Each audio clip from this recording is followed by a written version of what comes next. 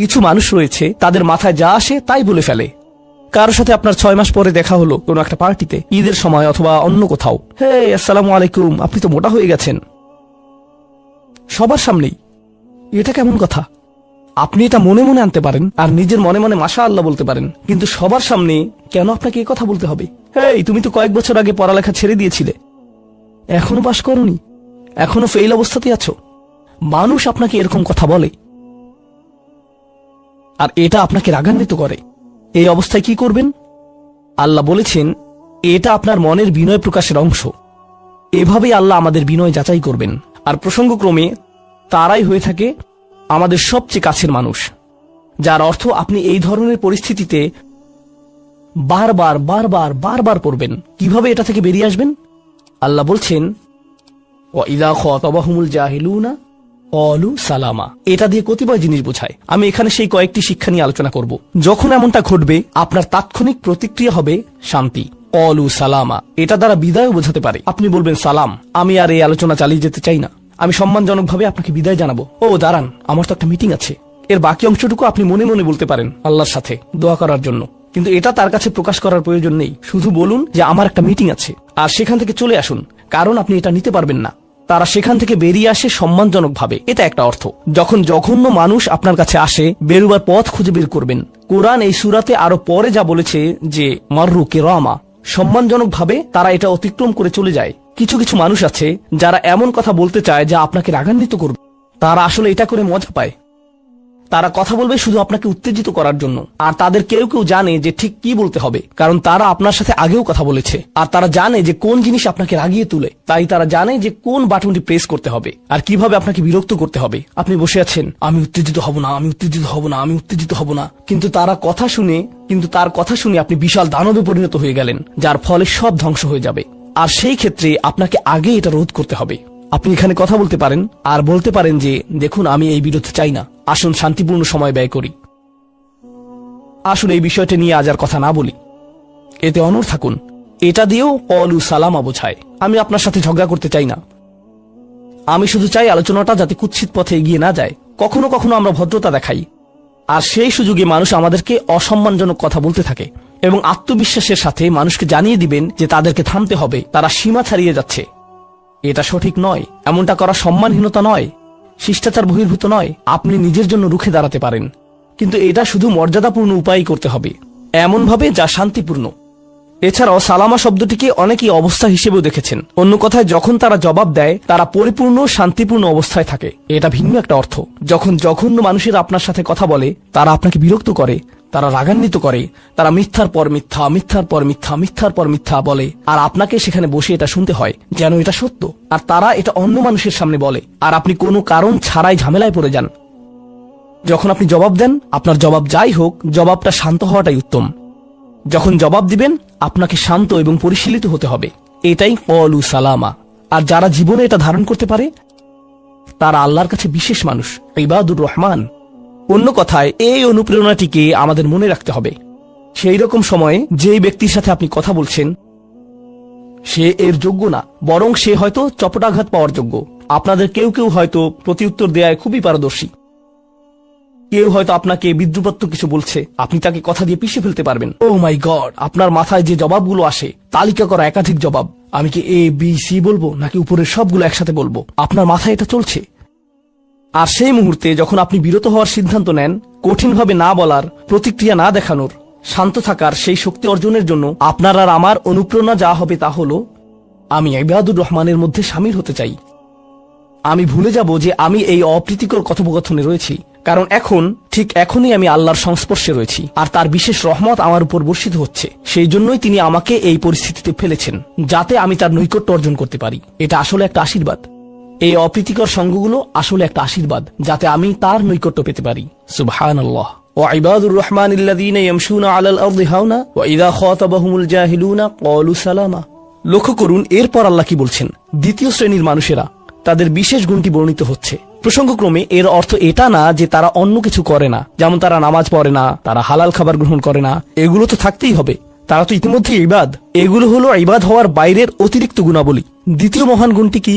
দ্বিতীয় শ্রেণীর এই মানুষেরা যারা আল্লাহর কাছে প্রিয়, কোন জিনিসটা তাদের বিশেষ মানুষে পরিণত করেছে?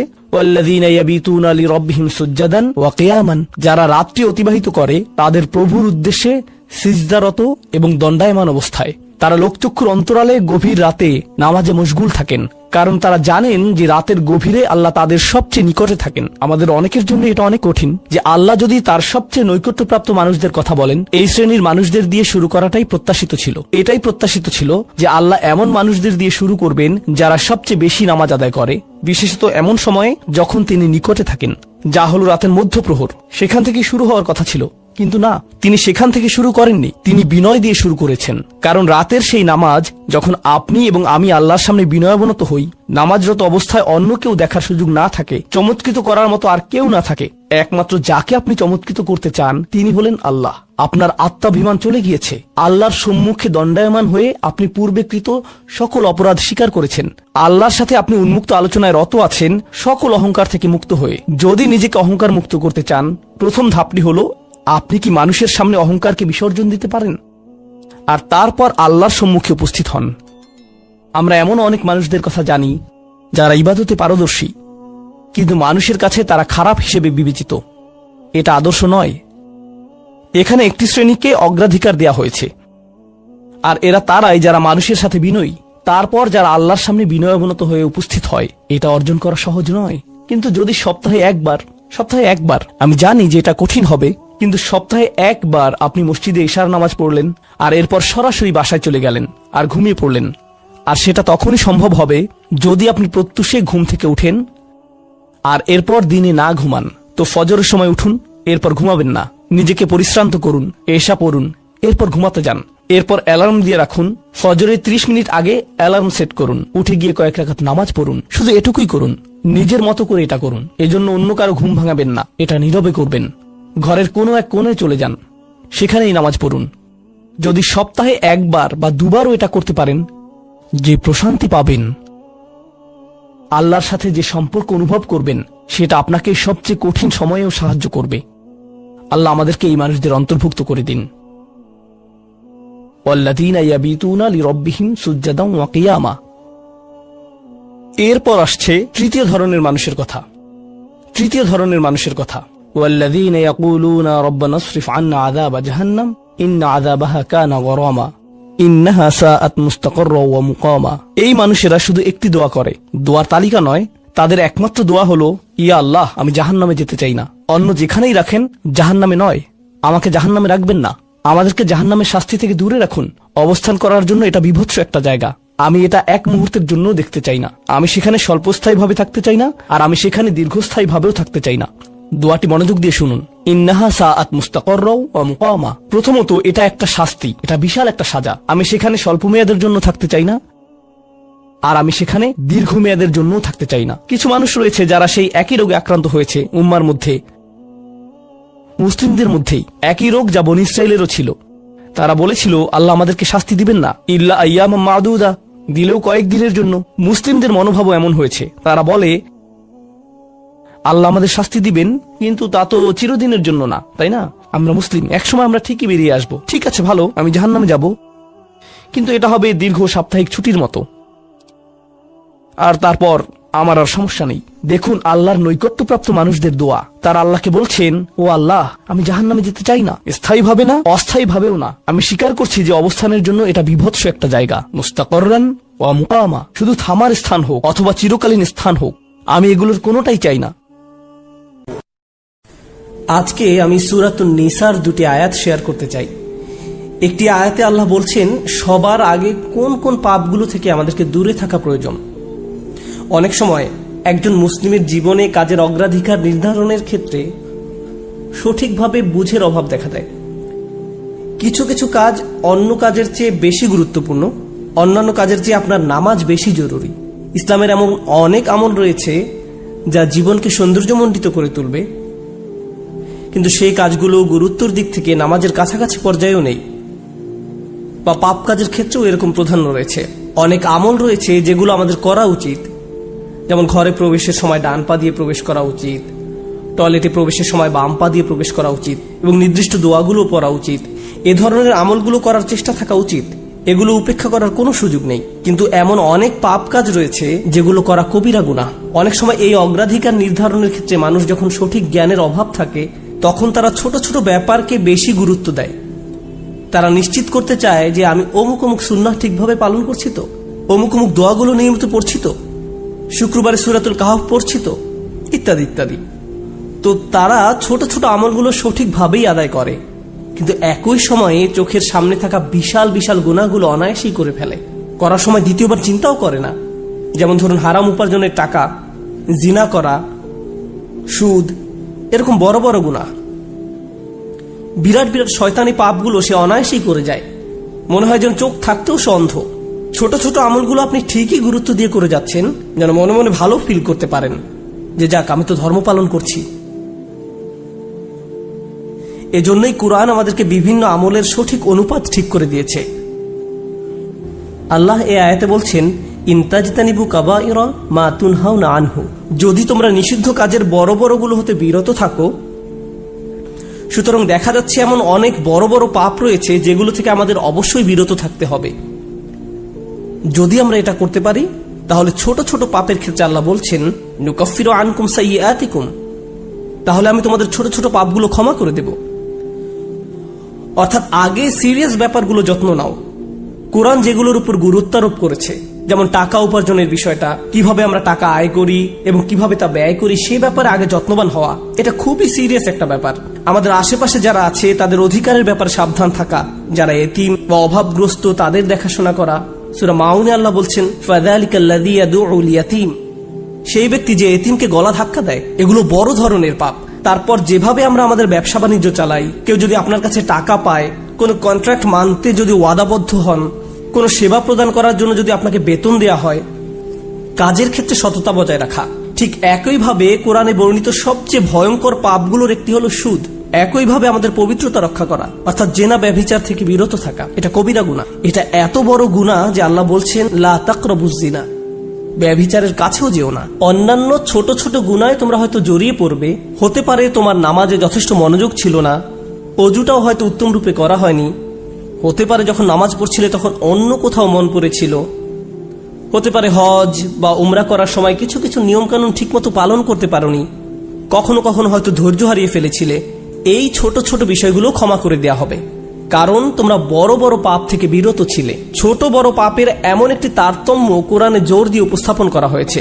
কিন্তু এই আয়াতের যে ব্যাপারটি আমার কাছে বেশ চমৎকার লেগেছে, সেটা শুধু তিনি যে আমাদের পাপগুলো উপেক্ষা করবেন তা নয়, বরং এই পাপগুলোর কথা মনে করে আমরা প্রায় লজ্জিত হয়ে পড়ি। আল্লাহ এর সাথে সাথে আরো যোগ করে বলেন, অনুদখিলকুম মুদখলান কারিমা, এবং সম্মানজনক স্থানে তোমাদের প্রবেশ করানো হবে। অন্য কথায়, ওই ছোট ছোট ত্রুটিগুলোকে উপেক্ষা করে তোমাদেরকে সম্মানিত করা হবে, মর্যাদা দেয়া হবে। আর ওই সব লজ্জাজনক ব্যাপারগুলো তোমাদের রেকর্ড থেকে মুছে ফেলা হবে। তাই যখন তোমরা আল্লাহর সামনে আসবে, অপমানিত হবে না, তোমাদের সম্মানজনক স্থানে প্রবেশ করানো হবে। এই আয়াতের আরেকটি ব্যাপারও আমার কাছে বেশ চমৎকার মনে হয়েছে। এই আয়াতের পূর্বের কয়েকটি আয়াতে কিছু কিছু কবিরা গুনাহ নিয়ে কথা বলা হয়েছে, যেমন ব্যবসায় প্রতারণা করা, কাউকে অন্যায়ভাবে হত্যা করা। আর ছোট ছোট পাপ ক্ষমা করে দেওয়ার আয়াতের ঠিক পরের আয়াতে আরো অসাধারণ উপায়ে জীবনের বিভিন্ন বড় বড় পাপে জড়িয়ে পড়ার যে মূল কারণ সেটা বলা হয়েছে। আল্লাহ আযজা ওয়া জাল্লা বলেন, ওয়ালা তাতামান্নাউ মা ফাদ্দালাল্লাহু বিহি বা'দাকুম আলা বা'দ, আর তোমরা আকাঙ্ক্ষা করো না এমন সব বিষয়ে যাতে আল্লাহ তাআলা তোমাদের একের উপর অন্যের শ্রেষ্ঠত্ব দান করেছেন। তো আমাদের ক্ষেত্রে যা ঘটে যখন আমরা এমন কাউকে দেখি যে আমাদের চেয়ে বেশি টাকা উপার্জন করে, আমাদের চেয়ে তার চেহারাটাও বেশি সুন্দর, তার গাড়িটাও উত্তম, তার সাংসারিক জীবনটাও প্রশান্তির, কখনো কখনো ভাই বোনের মাঝেও এই হিংসা দেখা দেয়। যেমন আমি বলতে শুনেছি, আমার বোনের গায়ের রং আমার চেয়ে উজ্জ্বল। হিংসা বিভিন্ন প্রকৃতির হতে পারে। কারো ভালো কিছু থাকার কারণে আপনি তাকে ঈর্ষা করতে পারেন, এবং আপনার নিজের সেটা না থাকার কারণ নিয়ে সারাক্ষণ চিন্তা করতে পারেন। আর এই চিন্তা আপনাকে শেষ করে দিতে পারে। এটা ছোট বড় যে কোনো কিছুর জন্য হতে পারে। এটা বস্তুগত বিষয়, যেমন অর্থকড়ি, ঘরবাড়ির জন্য হতে পারে। আবার অবস্তুগত বিষয়, যেমন বাবার ভালোবাসা, মায়ের ভালোবাসার জন্যও হতে পারে। বাবা কেন তাকে এত ভালোবাসে, আমার প্রতি তো এত মনোযোগ দেয় না। মা সবসময় শুধু আমার দোষ দেখেন, তিনি কখনো ওর দোষ দেখেন না। মাঝে মাঝে পিতামাতার আচরণ ব্যাপারটাকে আরো জটিল করে তোলে, কারণ তারা বারবার বলতে থাকেন, কেন তুমি তোমার ভাইয়ের মতো হতে পারো না, ও কত লক্ষ্মী। তাদের এমন আচরণ পরিবারের ভিতরে আরো বেশি হিংসা তৈরি করে। আল্লাহ এখানে বলছেন, অন্যদের যা দেয়া হয়েছে তার জন্য আকাঙ্ক্ষা করো না। আপনি নিজেই তো দেখতে পান যে আপনার চেয়ে ভালো চেহারার মানুষ রয়েছে, আপনার আমার চেয়ে বুদ্ধিমান মানুষও রয়েছে, আমাদের চেয়ে বেশি টাকা কামাই করে এমন লোকজনও রয়েছে। পরিবারে এমন কেউ থাকতে পারে যে আপনার চেয়ে বেশি প্রশংসা লাভ করে। কখনো কখনো হয়তো অন্যায়ভাবে তাদেরকে প্রাধান্য দেওয়া হয়, কিন্তু অনেক ক্ষেত্রে আসল ব্যাপার হলো আল্লাহ তার জন্য রিজিকের যে দরজা খুলে দিয়েছেন তা তিনি আমার জন্য খুলেননি, তিনি আমার জন্য অন্য দরজা খুলে দিয়েছেন। আমরা অন্য একজনকে যা দেয়া হয়েছে ঠিক সেটাই কামনা করি। আল্লাহ আপনাকে আমাকে অন্য একজনের মতো করে বানাননি। আল্লাহ অন্য মানুষদের জন্য রিজিকের যে দরজা খুলে দিয়েছেন তা হয়তো আমার জন্য দেননি। আমাদের প্রত্যেকেরই রয়েছে জীবিকা উপার্জনের স্বতন্ত্র সুযোগ। আল্লাহর অনুগ্রহ অর্জন করতে হলে আমাদের প্রত্যেককে যে সুযোগ দেওয়া হয়েছে তার আলোকে কঠোর পরিশ্রম করতে হবে, অন্যদের সাথে নিজেকে তুলনা করে নয়। এই আয়াত যে ইতিবাচক বিষয়গুলোর প্রতি জোর দেয় সেটা আলোচনা করার পূর্বে আমি আরেকটা ব্যাপারে কথা বলতে চাই। এই হিংসা কেন অনেকগুলো বড় বড় গুনাহের মূল কারণ? আমাদের জানা মতে রেকর্ড করা ইতিহাসে আল্লাহর বিরুদ্ধে সর্বপ্রথম যে বিদ্রোহ করা হয় তা হলো ইবলিস শয়তানের বিদ্রোহ। আর এই বিদ্রোহের মূল কারণ ছিল হিংসা। সে কেন এত মনোযোগ পাচ্ছে? তাকে তো জাস্ট মাটি দিয়ে তৈরি করা হয়েছে। এভাবেই অবাধ্যতার শুরু। মানুষ পৃথিবীতে আসার পর সর্বপ্রথম যে পাপটি সংঘটিত হয় তা হল কাবিল কর্তৃক তার ভাই হাবিলের হত্যা। সেটাও ছিল হিংসার কারণে। এই হিংসা এতটাই জঘন্য আর কদাকার হতে পারে যে আপনি যদি ইয়াকুব আলাইহিস সালামের মতো একজন মহান নবীর সন্তানও হয়ে থাকেন, আর আপনার ভাইও যদি হয়ে থাকেন একজন অসাধারণ ছেলে যে কিনা এখনো নবী না হলেও তার মাঝে নবীর বৈশিষ্ট্য বিদ্যমান রয়েছে, এই হিংসা আপনাকে এতটাই নিয়ন্ত্রণহীন করে দিতে পারে যে আপনি তাকে হত্যা করতে উদ্যত হতে পারেন। আমি যা বোঝাতে চাচ্ছি তা হলো হিংসা এবং ঈর্ষাকে ছোট করে দেখা উচিত নয়। ব্যাপারটাকে এমন মনে হতে পারে যে এটি আমার আপনার ভিতরে একটা অনুভূতি মাত্র। মূলত হিংসার আরবি শব্দ হলো হাসাদ, আর হাসাদ শব্দের শাব্দিক অর্থ হলো আঁচড়। তারা এটাকে এভাবে বর্ণনা করে, হিংসা হলো মনের ভিতরে একটি চুলকানি। ঠিক শরীরের চামড়ার উপর কোনো পোকামাকড় কামড় দিলে আপনি যেমন চুলকাতে চান, সেরকম এটি যত চুলকাবেন অবস্থা তত খারাপ হবে। আপনার উচিত হলো একে উপেক্ষা করা, এবং এক সময় এটা এমনিতেই ভালো হয়ে যাবে। আপনাকে এটা উপেক্ষা করতে হবে। এটাই হাসাদ। ইমাম হাসান রাদিয়াল্লাহু তাআলা আনহু বলেন, আমি হিংসুকের চেয়ে এমন কোনো অনিষ্টকারী দেখিনি যাকে আসলে বেশি ক্ষতিগ্রস্ত ব্যক্তির মতো দেখায়। সাধারণত কেউ ক্ষতি করলে অন্য একজন তার এই ক্ষতির কারণে ক্ষতিগ্রস্ত হয়, কিন্তু হিংসার ক্ষেত্রে ক্ষতিকারী নিজেই নিজের ক্ষতি করে। সে হিংসা করছে কিন্তু এই হিংসার কারণে নিজেই নিজের অনিষ্টের শিকার হচ্ছে। আর এ কারণেই সূরা ফালাকে হিংসুকের হিংসা থেকে আমরা আল্লাহর নিকট আশ্রয় প্রার্থনা করি। ওয়া মিন শাররি হাসিদিন ইযা হাসাদ। হিংসুকের অনিষ্ট থেকে যখন সে হিংসা করে, ঠিক সেই মুহূর্তে যখন সে হিংসা করে, এটা খুবই গুরুত্বপূর্ণ একটা ব্যাপার। এই হিংসার কারণে আপনার আমার জীবনে ভয়ঙ্করতম সমস্যা তৈরি হতে পারে। এখন আমি নিজেকে বিশ্লেষণ করতে চাই। যখন আমি নিজেই অন্যকে হিংসা করতে শুরু করি তখন কোন কোন ধরনের নিয়ামত থেকে নিজেকে বঞ্চিত করি? যখন আমি নিজেই অন্যের উন্নতি সহ্য করতে পারি না, ব্যাপারটা আর একটু খোলাসা করে বলছি। তামান্নি জাওয়ালিন নি'মা লিদুনিহি। আপনি ইচ্ছা করেন যে তার যেন এই নিয়ামতটি না থাকে। ব্যাপারটা এমন নয় যে আচ্ছা ওই ভাই খুবই শক্তিশালী, আমি যদি তার মতো শক্তিশালী হতাম। না না না, আমি ইচ্ছা করি যে সে অসুস্থ হয়ে পড়ুক আর আমি শক্তিশালী হয়ে উঠি। আপনি ইচ্ছা করেন তার মাঝে যেন ওই ভালো বিষয়টা না থাকে। কোন কারণে সে ওইটা পাবে? আচ্ছা সে প্রমোশন পেয়েছে, এখন আমারও ইচ্ছা হয় যে আমিও যেন প্রমোশন পাই। না না না, হিংসা হলো আমি চাই সে বরখাস্ত হোক আর আমি প্রমোশন পাই। আপনি তার ব্যর্থতা দেখতে চান।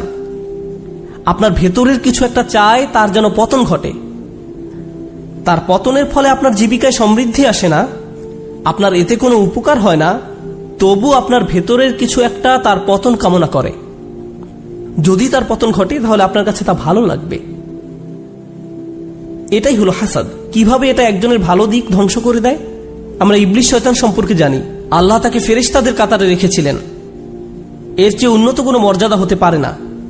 কিন্তু হিংসা তাকে এত উচ্চ পর্যায় থেকে একেবারে নিম্নতম পর্যায়ে নামিয়ে দিয়েছে, আল্লাহর নিকট থেকে বহু দূরে সরিয়ে দিয়েছে। চিন্তা করতে পারেন এত বড় মর্যাদা কেড়ে নেওয়া হলো। এর মূল কারণ ছিল হিংসা। চিন্তা করতে পারেন? মূল কারণ হলো নিজেকে অনেক বড় কিছু মনে করা। হিংসার কারণে হত্যার মতো জঘন্য অপরাধ সংঘটিত হলো। আল্লাহ সূরা আরাফে বর্ণনা করেন, কাআন্নামা কাতালান নাসা জামিআ। আপনি আপনার সমস্যার কথা কাউকে বোঝাতে ব্যর্থ হয়েছেন, তারা বুঝে না। একমাত্র আল্লাহ ছাড়া আর কেউ জানে না আপনি কি মুসিবতে জীবন অতিবাহিত করছেন। আমাদের সকলেরই কোনো না কোনো সমস্যা রয়েছে। আল্লাহ নিজেই দুনিয়ার জীবনের এই বাস্তবতার কথা কোরআনে উল্লেখ করেছেন। তিনি বলেন, লাকাদ খলাকনাল ইনসানা ফি কাবাদ। নিশ্চয়ই আমি মানুষকে শ্রম নির্ভর রূপে সৃষ্টি করেছি। হয় আপনি মানসিকভাবে পরিশ্রান্ত, না হয় ইমোশনালি আপনি ক্লান্ত। অতিরিক্ত কাজের চাপে আপনি পরিশ্রান্ত, শারীরিকভাবে আপনি ক্লান্ত, স্বাস্থ্যগত দিক দিয়ে আপনি পরিশ্রান্ত, বয়সের ভারে আপনি ক্লান্ত। আপনার সমস্যা থেকে বের হয়ে আসার জন্য অনেক সমাধান খুঁজছেন, কিন্তু কিছুই কাজ করছে না। এভাবে আপনার সৃজনশীলতাও একসময় নষ্ট হয়ে যায়। আমরা সবসময় পরিশ্রান্ত জীবনযাপন করছি, আমরা প্রতিনিয়ত কোনো না কোনো সমস্যায় জর্জরিত।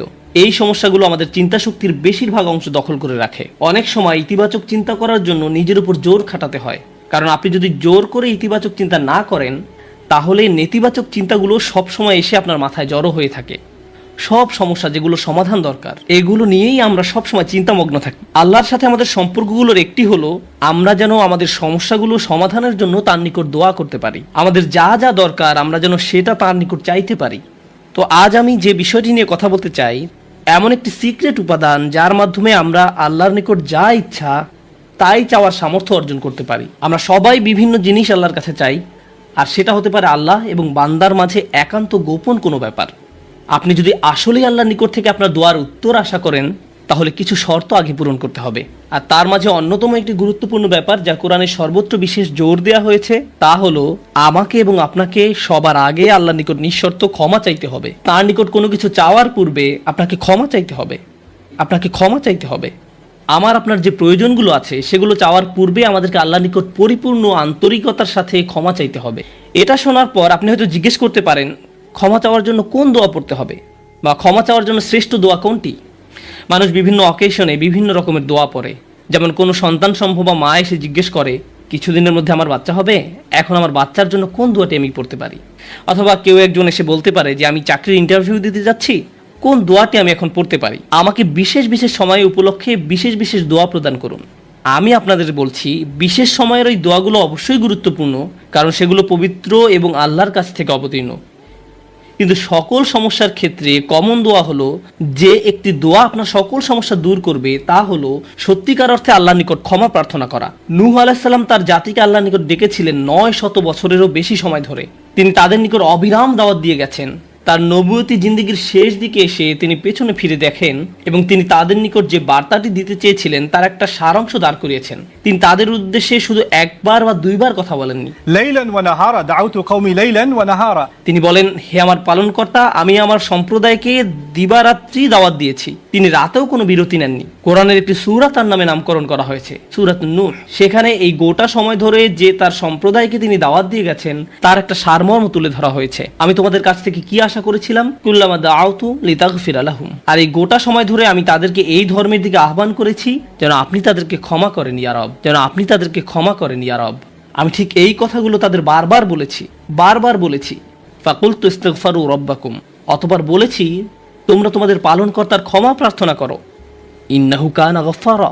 নিশ্চয়ই আল্লাহ হলেন এমন সত্তা যিনি বারবার ক্ষমা করতে থাকেন। এরপর তিনি যা বলছেন তা খুবই অসাধারণ। আমি চাই আপনারা এই বিষয়টা উপলব্ধি করুন যে তিনি কোন ধরনের মানুষগুলোর উদ্দেশ্যে কথা বলছিলেন। তিনি ইতিহাসের অন্যতম খারাপ একটা সম্প্রদায়ের উদ্দেশ্যে কথা বলছিলেন। নূহ আলাইহিস সালামের সম্প্রদায়কে পৃথিবীর অন্যতম চরম অবাধ্য জাতিগুলোর একটি হিসেবে বর্ণনা করা হয়েছে। সূরাতুজ জারিয়াতে আল্লাহ বিভিন্ন জাতি সম্পর্কে বর্ণনা করেছেন যারা আল্লাহর বিরুদ্ধে, তাদের নিকট প্রেরিত রাসূলদের বিরুদ্ধে বিদ্রোহ ঘোষণা করেছিল, ফলে তাদের ধ্বংস করে দেয়া হয়েছিল। সূরা আন-নাজমে যখন নূহ আলাইহিস সালামের জাতির কথা আসলো, তিনি বললেন, ওয়া কওমু নূহিম মিন ক্বাবলু ইন্নাহুম কানু হুম আযলামু ওয়া আতগা। আর পূর্বে নূহের কওমকেও, নিশ্চয়ই তারা ছিল অতিশয় জালিম এবং চরম অবাধ্য। বিষয়টা যৌক্তিক মনে হয়। অন্য সকল নবীর মতো শুধু এক প্রজন্মের জন্য তাদের নবী ছিলেন না, প্রতি শতাব্দীতে 3-4 প্রজন্ম মানুষের জন্য শতাব্দীর পর শতাব্দী ধরে তাদের একজন নবী ছিল। প্রতি 20 বছর পর পর নতুন নতুন প্রজন্মের আবির্ভাব ঘটে। আর নূহ আলাইহিস সালাম এটা দেখেছিলেন শতাব্দীর পর শতাব্দী ধরে। প্রতি 20 বছর পর পর নতুন নতুন প্রজন্মের আবির্ভাব ঘটে। তিনি 40 থেকে 50 প্রজন্মের মানুষদের দেখেছিলেন, আর তারা সবাই তাকে প্রত্যাখ্যান করেছিল। আর তিনি সকল প্রজন্মকে একই দাওয়াত দিয়ে যাচ্ছিলেন। একটি উদ্দেশ্যকে সামনে রেখে আমি এই বিষয়টির উপর আলোকপাত করছি। তিনি চরম অবাধ্য এক জাতির উদ্দেশ্যে কথা বলছিলেন। তাদের নিকট তিনি কি প্রস্তাব তুলে ধরেন? তিনি বলেন, ইস্তিগফারু রাব্বাকুম, তোমাদের রবের ক্ষমা প্রার্থনা করো, ইন্নাহু কানা গফফারা। তোমরা বারবার আল্লাহর অবাধ্যতা করছিলে, তিনি বারবার ক্ষমা করতে থাকেন। তোমরা বারবার আল্লাহর অবাধ্যতা করছিলে, আল্লাহ বারবার ক্ষমা করতে থাকেন। কিন্তু তার প্রস্তাব এখানেই থেমে থাকেনি। তিনি বলেন, ইউরসিলুস সামাআ আলাইকুম মিদরারা। এখানে ইউরসিলু হলো জওয়াবে আমর। এর মানে হলো, যদি তোমরা তার নিকট ক্ষমা প্রার্থনা করো, তাহলে আল্লাহ তোমাদের জন্য আসমানের দরজা খুলে দিবেন, আর এটা তোমাদের উপর অজস্র ধারায় করুণা বর্ষণ করবে। এর দ্বারা বৃষ্টিও বোঝানো হতে পারে, কিন্তু পরিহাসের বিষয় হলো এখানে বৃষ্টি দ্বারা বন্যা ইঙ্গিত করা হয়নি, যদিও সব শেষে বন্যা কবলিত হয়েছিল নূহ আলাইহিস সালামের জাতি। এই আয়াতে আল্লাহ ভিন্ন ধরনের বৃষ্টির কথা বলেছেন। যদি তারা ক্ষমা প্রার্থনা করত, যে বৃষ্টি তাদের ধ্বংস করে দিয়েছিল সেই বৃষ্টি হতে পারত তাদের জন্য জীবন আহরণকারী। তারা বৃষ্টির জন্য প্রার্থনা করেনি, আর আল্লাহ তাদের বলছেন ক্ষমা প্রার্থনা করত যদি তারা, তোমরা যদি ক্ষমা প্রার্থনা করো, আকাশের দরজা তোমাদের জন্য খুলে দেওয়া হবে, আর তা বৃষ্টি বর্ষণ করতে থাকবে। আল্লাহ বলেননি যে পানি বর্ষিত হবে, তিনি বলছেন আকাশ বর্ষণ করবে। কারণ আকাশ শুধু বৃষ্টি নয়, আরো রহমত বর্ষণ করতে পারে। আকাশ থেকে ক্ষমা আসে, আকাশ থেকে প্রশান্তি আসে, বিশ্বাস আসে, রিজিক আসে, সমস্যার সমাধান আসে আসমান থেকে। তিনি তোমাদের জন্য আকাশ খুলে দিবেন, আর আকাশের সকল সম্পদ তোমাদের উপর অঝোর ধারায় বর্ষিত হতে থাকবে। আর তোমরা এতদিন রহমতের ভাগিদার হতে পারছিলে না, কারণ তোমরা ক্ষমা প্রার্থনা করনি। তাই এখন ক্ষমা চাইলে এটা খুলে যাবে। একটা একটা করে আপনার সমস্যাগুলোর কথা আল্লাহকে বলেন। আপনার এমনও সমস্যা থাকতে পারে যেটার কথা আপনি নিজেও জানেন না, কিন্তু আল্লাহ জানেন। আমি আর আপনি যদি সত্যিকার অর্থে আল্লাহ নিকট ক্ষমা চাইতে পারি, তাহলে ওই অজানা সমস্যাগুলো স্বর্গীয় হস্তক্ষেপে সমাধান হয়ে যাবে। ইউরসিলুস সামাআ আলাইকুম মিদরারা। আল্লাহ সুবহানাহু ওয়া তাআলা এখানেই থেমে যাননি। আপনি কার জন্য ক্ষমা চাচ্ছেন?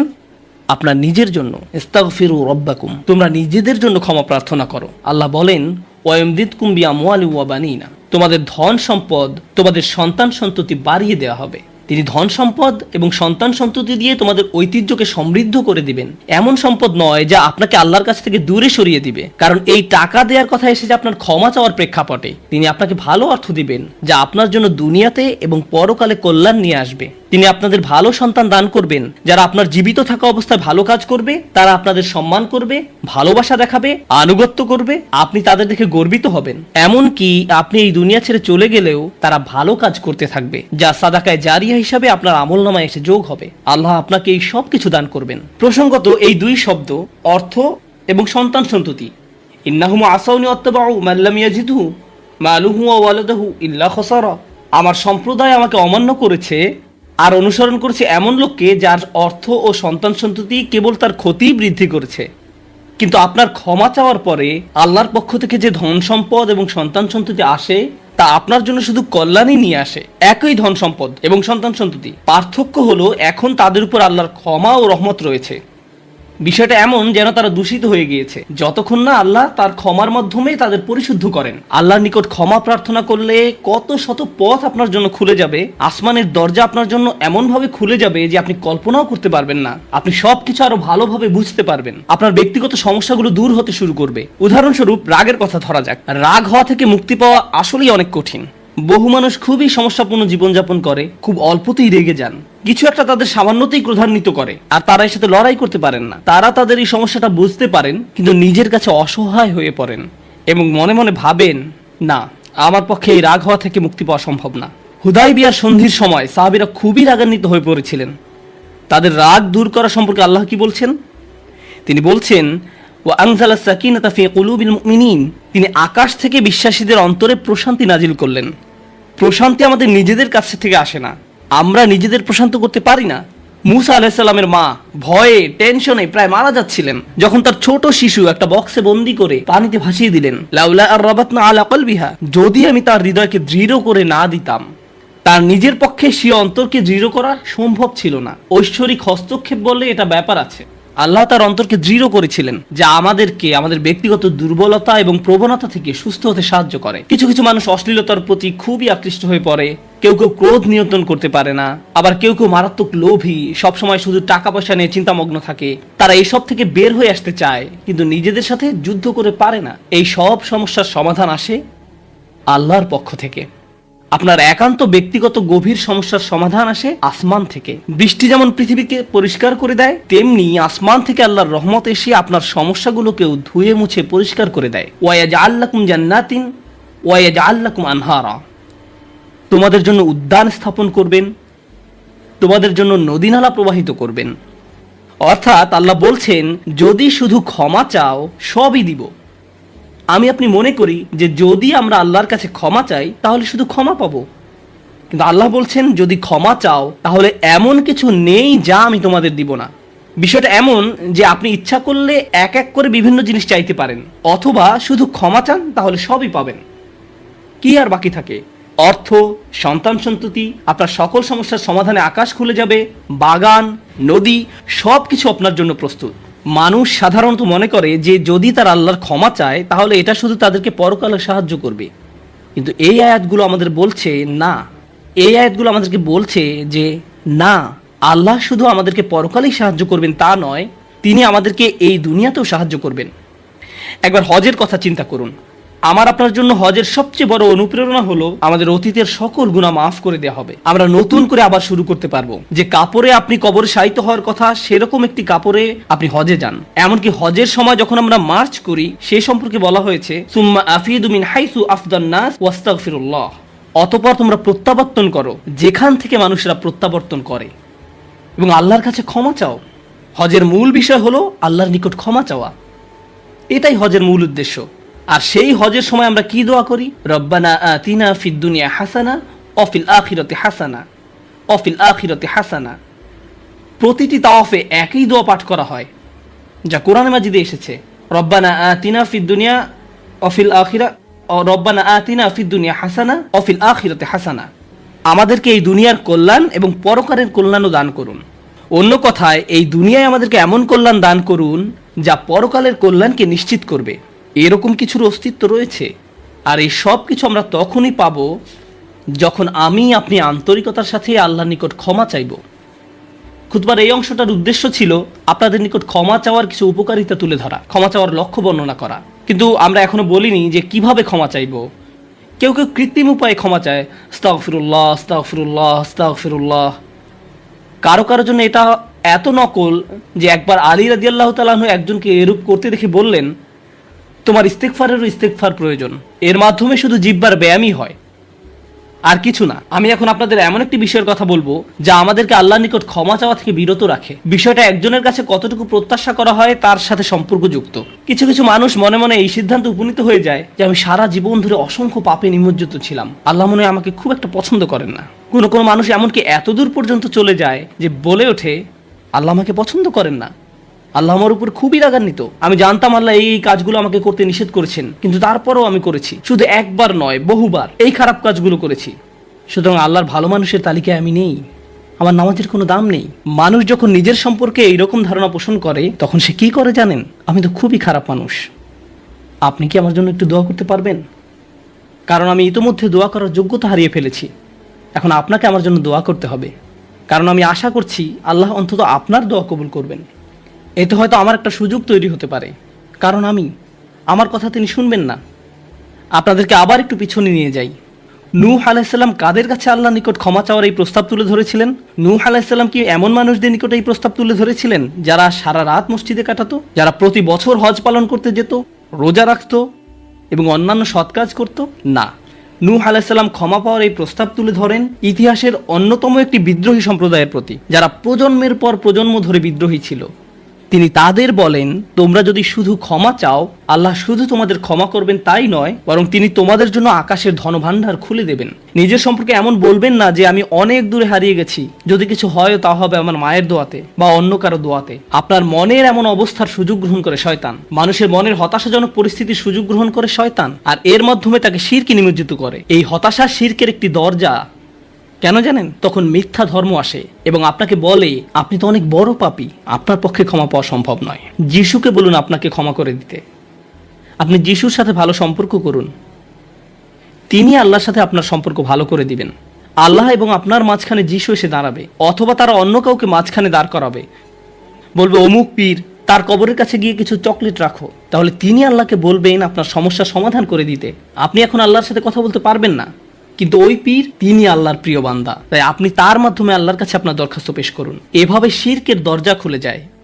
অন্য কথায় আল্লাহর সাথে আমাদের সরাসরি যোগাযোগের মূল বিষয়টি, তাওহীদের মানেই হলো সরাসরি যোগাযোগ। লা ইলাহা ইল্লাল্লাহ একই কথা বলে, আর এই সব কিছুর মূল কথা হলো আপনার যা প্রয়োজন তা সরাসরি আল্লাহর নিকট প্রার্থনা করুন। যে বিষয়টি আমাদের সকল প্রয়োজন পূরণ করবে তা হলো আল্লাহর নিকট ক্ষমা প্রার্থনা করা। এখন এই ক্ষমা চাওয়াটা দুই ভাবে হয়ে থাকে, জিহ্বার মাধ্যমে ক্ষমা চাওয়া এবং অন্তরের মাধ্যমে ক্ষমা চাওয়া। মানুষ সাধারণত নিজের পক্ষে যুক্তি দিয়ে থাকে। আমি যদি কোনো কারণে আপনার সমালোচনা করি, যেমন ধরুন কাউকে বললাম এই যে আমি আপনাকে অমুক অমুক কথা বলতে শুনেছি, সে তাৎক্ষণিক হয়তো বলে উঠবে এক্সকিউজ মি, আমি এমনটা বোঝাতে চাইনি, আপনি তো পুরো ঘটনাটা জানেনই না। আপনি সাথে সাথে নিজের পক্ষে যুক্তি দিতে শুরু করেন, আত্মরক্ষামূলক হয়ে ওঠেন। বালিল ইনসানু আলা নাফসিহি বাসীরা ওয়ালাউ আলকা মাআযিরা। মানুষ নিজের সম্পর্কে সুধারণা পোষণ করে, তারা প্রচুর অজুহাত দেখায়। আপনি যদি আসলেই আল্লাহর ক্ষমা চান, আপনাকে নিরিবিলি একটা সময় খুঁজে পেতে হবে। যদি আরবিতে দোয়া করতে না পারেন কোনো সমস্যা নেই, আপনি শুধু পাঞ্জাবি, বাংলা, বাহাসা বা উর্দু জানেন, কোনো ব্যাপার না। আপনি আপনার নিজস্ব ভাষাতেই আল্লাহর সাথে কথা বলুন, আন্তরিকতার সাথে আপনার অপরাধগুলো স্বীকার করুন, কোনো অজুহাত দেখাবেন না।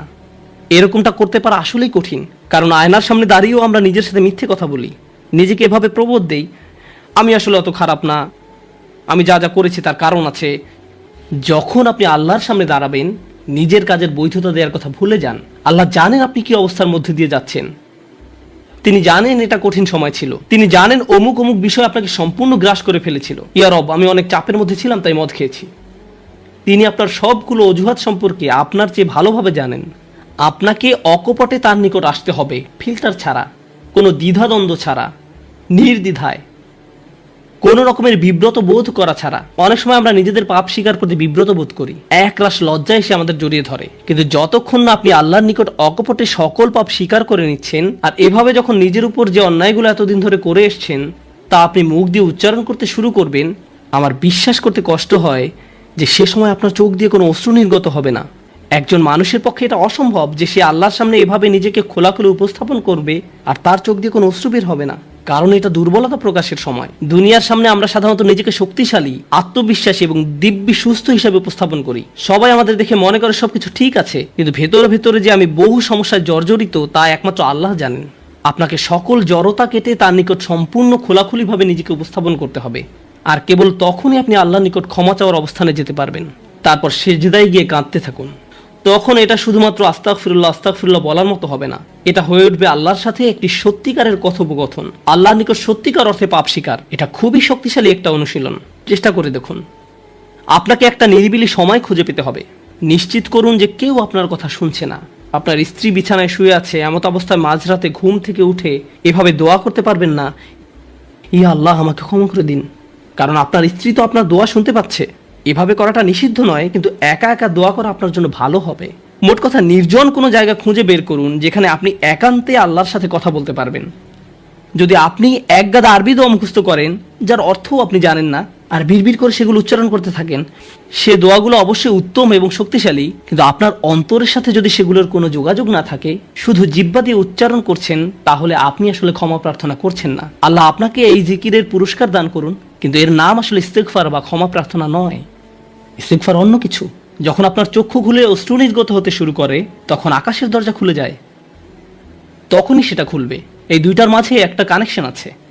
সর্বশেষ যে বিষয়টি আমি আপনাদের সাথে শেয়ার করতে চাই তা হলো আল্লাহর উপর আশা ধরে রাখা। অনেকের জন্য এই বিষয়টা মেনে নেওয়া বেশ কঠিন যে আল্লাহ তার কথা শুনবেন, আমার দোয়া তার নিকট গুরুত্বহীন, আমি দোয়া করার কোনো অর্থ দেখি না। আপনাদের একটা কথা বলে রাখি, আল্লাহর নিকট থেকে আপনি সর্বশ্রেষ্ঠ যে উপহারটি পাবেন তা কি জানেন? ক্ষমা। এটাই সর্বশ্রেষ্ঠ উপহার। আপনি এটার মূল্য উপলব্ধি করুন আর নাই করুন, আর যা কিছু আল্লাহ আপনাকে দিবেন বলেছেন এর সবই অতিরিক্ত। আপনাদেরকে একটা উদাহরণ দেই। আমার অনেকগুলো সন্তান আছে। ধরুন আমার এক সন্তানের উপর আমি খুবই অসন্তুষ্ট, সে কোনো একটা অন্যায় করেছে, আমি খুবই রাগান্বিত হয়ে আছি, আমার বিশ্বাস করতে কষ্ট হয় যে তুমি এটা করেছো। এভাবে আমি তাকে কিছুটা বকাঝকা করলাম, তোমার এটা বলা উচিত হয়নি, তোমার এটা করা উচিত হয়নি। তারপরের দিন অন্য এক সময় আমার জন্য তার কিছু একটা করার কথা, যেমন আমার জন্য একটা কার্ড বানানোর কথা যাতে লেখা থাকবে বাবা আমি তোমাকে ভালোবাসি। সে জিনিসটা আঁকলো, কিন্তু তারপর কি মনে করে কাগজটা টুকরা টুকরা করে ময়লার বক্সে ফেলে দিল। এটা দেখে তার অন্য ভাই বলল, তুমি এটা ফেলে দিলে কেন? জবাবে সে বলল, বাবা আমার উপর খুবই রাগান্বিত, তিনি এটার প্রতি কোনো গুরুত্ব দিবেন বলে মনে হয় না। আমি যদি জানতাম যে সে বিষয়টাকে এভাবে দেখছে তাহলে আমি কি করতাম? আমি কি এভাবে বলতাম যে হ্যাঁ ফেলে দাও? না, বরং আমি আবেগে কেঁদে ফেলতাম। কিভাবে তুমি ভাবতে পারলে যে আমি তোমাকে আর ভালোবাসি না? হ্যাঁ তুমি অন্যায় করেছো, তুমি ভুল করেছো, কিন্তু তুমি এখনো আমার সন্তান। তুমি 1000 বার ভুল করলেও আমি তোমাকে ভালোবাসবো। আমাকে ওই কার্ডটি দাও, আমি সেটা ফ্রেমে বাঁধিয়ে রাখবো, ময়লার বাক্স থেকে নিয়ে গ্লাসে আটকিয়ে রাখবো, সারা জীবন ধরে যত্ন করে রাখবো। কেন? কারণ আমি আমার সন্তানদের ভালোবাসি, তারা যতই ভুল করুক না কেন, এমনকি যদি তাদের আচরণ আমাকে রাগান্বিতও করে। এটা শুধু আমি এবং আমার সন্তানদের সম্পর্ক, কিন্তু আমি আমার আর সন্তানদের নিয়ে কথা বলছি না। এই উদাহরণের মাধ্যমে আমি কথা বলছি আমার এবং আল্লাহর সম্পর্ক নিয়ে। আমি ভুল করি, আল্লাহ এমনকি আমাকে বকাঝকাও করেন না। আমি ভুল করার কারণে তিনি আমার উপর বজ্রপাত করেননি, তিনি আমাকে জাহান্নামে নিক্ষেপ করেননি, তিনি আমার হার্টবিট বন্ধ করে দেননি। যখনই আমি মিথ্যে বলি আমি বোবা হয়ে যাই না। প্রতিবার হারাম কিছু খেয়ে ফেলার কারণে আমার হাত অবশ হয়ে যায় না, হারাম কিছুর দিকে তাকানোর কারণে আমি অন্ধ হয়ে যাইনি। তিনি এখনো দিয়েই যাচ্ছেন। আর আমি কিনা চিন্তা করতে শুরু করলাম যে আল্লাহ আমাকে আর ভালোবাসেন না। আল্লাহর সাথে আমার সম্পর্ক একসময় ভালো ছিল, কিন্তু এখন যেহেতু আমি খারাপ হয়ে গিয়েছি তাই ভালোবাসাও এখন হারিয়ে গেছে। তাহলে দোয়া করার কি অর্থ আছে? মনে রাখুন, আল্লাহর মতো কেউ আপনাকে ভালোবাসে না। আমি আমার সন্তান বা পিতামাতার প্রতি যে ভালোবাসা প্রদর্শন করি তা আল্লাহ তাআলাই আমার ভেতরে দিয়েছেন। আমরা এমনি এমনি কাউকে ভালোবাসতে সক্ষম নই। ভালোবাসা আল্লাহর পক্ষ থেকে একটি উপহার। যদি আল্লাহর দুইটি সৃষ্টির মাঝে ভালোবাসা এত দৃঢ় হয়, আমাদের পক্ষে কল্পনাও করা সম্ভব নয় যে আমাদের জন্য আল্লাহর ভালোবাসা কত প্রগাঢ়, যে আমাদের জন্য আল্লাহর ভালোবাসা কত গভীর। কেউ এর বিপরীত বললে তার কথায় কান দিবেন না। একমাত্র যে মনে করে আল্লাহ তাকে ঘৃণা করে, তার কোনো আর আশা নেই, সে হলো শয়তান। সে এটা বিশ্বাস করে, তার ক্ষমা চাওয়ার কোনো কারণ নেই, কারণ তার সকল আশা হারিয়ে গেছে আর সে নিজের সম্পর্কে এটা মেনে নিয়েছে। এখন আপনি যদি নিজের সম্পর্কে এরকম মনে করেন, তাহলে কার পথ আপনি অনুসরণ করছেন? একবার চিন্তা করে দেখুন। যদি আদম আলাইহিস সালাম জান্নাতে থাকা অবস্থায়, আর জান্নাতের চেয়ে উত্তম কোনো জায়গা তো আর আপনার পক্ষে থাকা সম্ভব নয়, তারপর তিনি একটি ভুল করলেন আর আল্লাহ আযজা ওয়া জাল্লা তাকে দুনিয়াতে পাঠিয়ে দিলেন। এখন আদম আলাইহিস সালাম যদি এরকম চিন্তা করতেন, আমার এত বড় একটা ডিমোশন হয়ে গেল, আমি কিভাবে আল্লাহর সাথে আবার কথা বলবো? আমি তাকে এত হতাশ করার পর কিভাবে কথা বলবো? কিন্তু আল্লাহ তাকে শিখিয়ে দিলেন কি করতে হবে, কিভাবে তার অন্তর আবার ঠিক করতে হবে। রব্বানা যালামনা আনফুসানা ওয়া ইল্লাম তাগফির লানা ওয়া তারহামনা লানাকুনান্না মিনাল খাসিরিন। জান্নাতের তুলনায় দুনিয়া তো কিছুই না। তিনি জান্নাত থেকে দুনিয়ায় এলেন, এত দূর নেমে আসা সত্ত্বেও এখনো তিনি আল্লাহর নিকটেই আছেন। এই শব্দগুলোই আল্লাহর সাথে তার সম্পর্ক আবার জুড়ে দিল। দোয়ার উপর আস্থা হারাবেন না। এত দূর নেমে আসা সত্ত্বেও এখনো তিনি আল্লাহর নিকটেই আছেন। আন্তরিকভাবে আল্লাহর কাছে কিভাবে দোয়া করবেন তার প্রস্তুতি এখনই শুরু করুন। মনে রাখুন, আল্লাহ আপনাদের সবার দোয়া শুনবেন। উজিবু দাওয়াতাদ দাঈ ইযা দান, এই ঘোষণাটি রমজান মাসের। আমি আহ্বানকারীটাকে সাড়া দেই যখন সে আমাকে ডাকে, এটা আল্লাহর অঙ্গীকার। আর আমি আপনি 1 নম্বর যে দোয়াটি করব তা হলো ক্ষমা চাওয়ার দোয়া। আল্লাহ আমাদেরকে এমন মানুষে পরিণত করুন যারা সত্যিকার অর্থে ক্ষমা চায়। আল্লাহ আমাদের। আজকের এই আলোচনাটি এই সপ্তাহে একজনের প্রশ্ন দ্বারা অনুপ্রাণিত। একজন আমার কাছে এসে বলল, বাল্যকাল থেকে আল্লাহ আযজা ওয়া জাল্লার সাথে তার গভীর সম্পর্ক ছিল। খুব অল্প বয়স থেকে সে আল্লাহর নিকট দোয়া করত, এমনকি কিশোরী বয়সেও তাহাজ্জুদ পড়ত, এমনকি কিশোরী বয়সেও যখনই সে আল্লাহর নিকট কিছু চাইতো আল্লাহ তাকে তা দিত। এই ব্যক্তির আসলে খুব কঠিন এক জীবন ছিল। অল্প বয়সে বাবাকে হারান, কোনো ভাই নেই, এই বোন খুবই একাকিত্বের জীবন কাটিয়েছেন এবং সিদ্ধান্ত নিয়েছেন সত্যিকার অর্থে আল্লাহর উপর তাওয়াক্কুল করে থাকবেন। যখন সে এভাবে বড় হতে শুরু করলো, সে দেখতে লাগলো যখনই সে আল্লাহর কাছে কিছু চাইতো আল্লাহ অলৌকিকভাবে তার সকল প্রার্থনার জবাব দিত। যখনই সে আল্লাহর কাছে কিছু চাইতো আল্লাহ কখনো তার দোয়ার জবাব না দিয়ে থাকেননি। এভাবে সে আল্লাহর উপর নির্ভরতা এবং নৈকট্য বাড়িয়ে তোলে। যখনই তার কিছু দরকার হতো সে 2 রাকাত নামাজ পড়ে আল্লাহর কাছে তা চাইতো। তো তার আসলেই আল্লাহর সাথে খুব সুন্দর একটা কানেকশন ছিল। তাহলে এখানে প্রশ্ন কোথায়? প্রশ্ন আসে এই ব্যাপারটা থেকে যে সম্প্রতি তার জীবনে সে অপ্রত্যাশিত কিছু কঠিন সমস্যার মুখোমুখি হয়, তাই সে আল্লাহর প্রতি ইবাদতের পরিমাণ আরো বাড়িয়ে দেওয়ার সিদ্ধান্ত নিল, দুয়ার পরিমাণও বাড়িয়ে দিল, কারণ তার সমস্যা বৃদ্ধি পেয়েছে। সে ভাবলো সমস্যা যেহেতু বেড়েছে তাই আল্লাহর কাছে সমাধানের জন্য দোয়ার পরিমাণও বাড়াতে হবে, তাই সে এমনটা করলো। সে এত বেশি নামাজ পড়লো, এত বেশি পরিমাণে রোজা রাখলো যে জীবনে কখনো এত রোজা রাখেনি। আল্লাহর কাছে কাকুতি মিনতি করত, কান্নাকাটি করত, যেভাবে সে পূর্বে কখনো করেনি। কিন্তু সমস্যা আরো খারাপ হতে থাকলো, পরিস্থিতির কোনো উন্নতি হচ্ছে না। তখন সে মনে মনে ভাবতে লাগলো, মনে হয় আল্লাহ আমার উপর খুশি নয়, কারণ আগে আমি দোয়া করতাম আর সব দোয়ার উত্তর পেতাম। আমার আগে তো এই সমস্যা ছিল না। যখনই আমার কিছু দরকার হতো আল্লাহর দিকে ফিরতাম আর আল্লাহ আমার সমস্যার সমাধান করে দিতেন।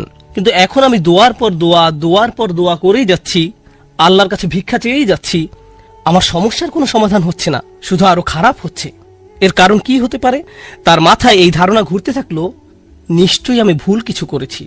আল্লাহ আর আমার দুয়ার জবাব দিচ্ছেন না, কারণ কোনো কারণে আমি অযোগ্য হয়ে পড়েছি। আল্লাহর ভালো মানুষের তালিকায় আমি আর নেই। আমি এই খুতবা দেওয়ার সিদ্ধান্ত নিয়েছি কারণ সমাজে এই ধরনের চিন্তা খুবই কমন, যা একজন মানুষের মাথা নষ্ট করে দিতে পারে। আমরা দোয়া করি আর আমরা আশা করতে থাকি আল্লাহ আজ্জা জাল্লা আমাদের একটা উত্তর দিবেন, আল্লাহ আমাদের সমস্যা সমাধান করে দিবেন। মূলত দুই ধরনের দোয়া আছে আমাদের অধিকাংশের জন্য। আমি এমন দোয়া সম্পর্কে কথা বলছি যা আমরা নিজেদের জন্য করি। এক প্রকার দোয়া হলো আমরা আমাদের বর্তমান সমস্যা সমাধানের জন্য দোয়া করি। আমাদের সমস্যা আছে, কিছু পরিস্থিতিতে আটকা পড়ে গেছি, আমরা চাই আল্লাহ আমাদের আরো খারাপ কোনো সমস্যায় পড়ে যাওয়া থেকে রক্ষা করুন, আমাদের ভালো যা আছে তা যেন তিনি রক্ষা করেন ইত্যাদি। আর অবশ্যই আমরা আমাদের ভবিষ্যতের জন্য দোয়া করি, আমরা নিজেদের জন্য দোয়া করি, সন্তানদের জন্য দোয়া করি, এখন সবকিছু ভালো আছে, ইয়া আল্লাহ এভাবেই যেন থাকে। এই ধরনের দোয়াগুলো আমরা নিজেদের জন্য করে থাকি। যে বিষয়টির উপর আজ গুরুত্বারোপ করতে চাই, আগের একটি খুতবা এটা নিয়ে আমি কথা বলেছিলাম, কিন্তু আজকের খুতবাটি কিছুটা ব্যতিক্রম। এই জন্যই আমি মরিয়ম সালামুন আলাইহাকে বাছাই করেছি। শুরুতে সবাইকে একটা ব্যাপার স্মরণ করিয়ে দিতে চাই, আপনার দুয়ার উত্তর তাৎক্ষণিকভাবে পাওয়া যাক বা না যাক, এর সাথে আল্লাহ আপনার উপর সন্তুষ্ট আছেন কিনা তার কোনো সম্পর্ক নেই। এর কোনো সম্পর্ক নেই তার সাথে, এই দুইটার মাঝে কোনো সংযোগ নেই।